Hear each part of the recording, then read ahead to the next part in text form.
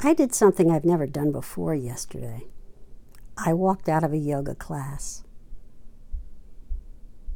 I've never done that. You see, I believe in pushing past my limits a little. But the warm-up in this yoga class was so intense, and this was just the warm-up, that at a certain point I felt so lightheaded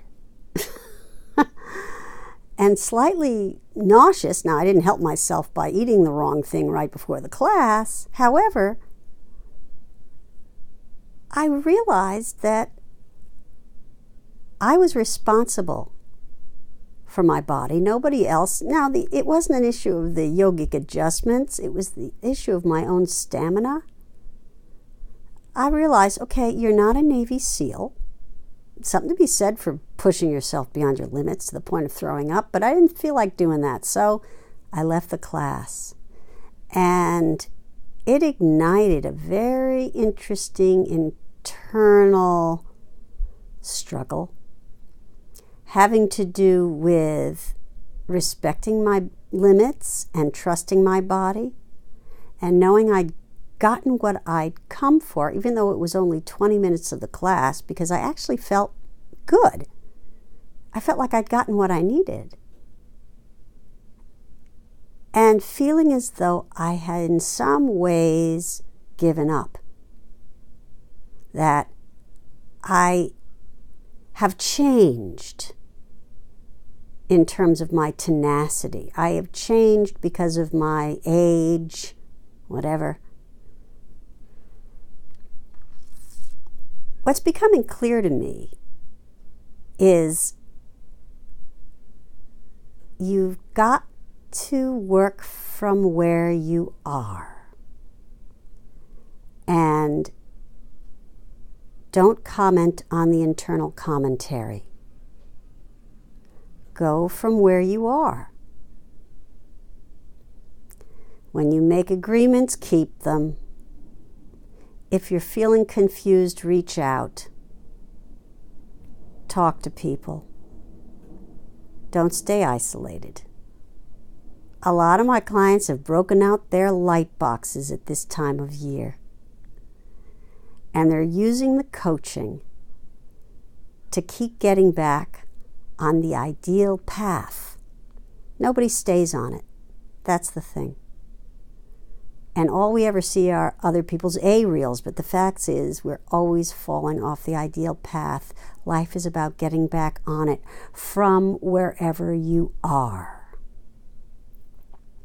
I'm going to end this little chat with an exercise I heard another coach describe, and it has to do with writing down 10 things you're afraid of. It's confronting because I found for myself, ensconced in those 10 things I'm afraid of, are the seeds of my success.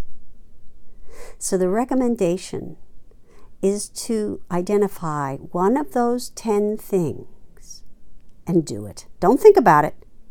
Just do it. And I would go further in saying that maybe you're not going to do all of it. Maybe you're going to do part of the one thing that scares you. Break it down. But therein lie the seeds of your success. Don't focus on the commentary. I don't care how small that piece of the thing you're afraid of is that you venture out to do. Just do it. I showed up at the yoga class. I did some of it as much as I could. Got what I needed.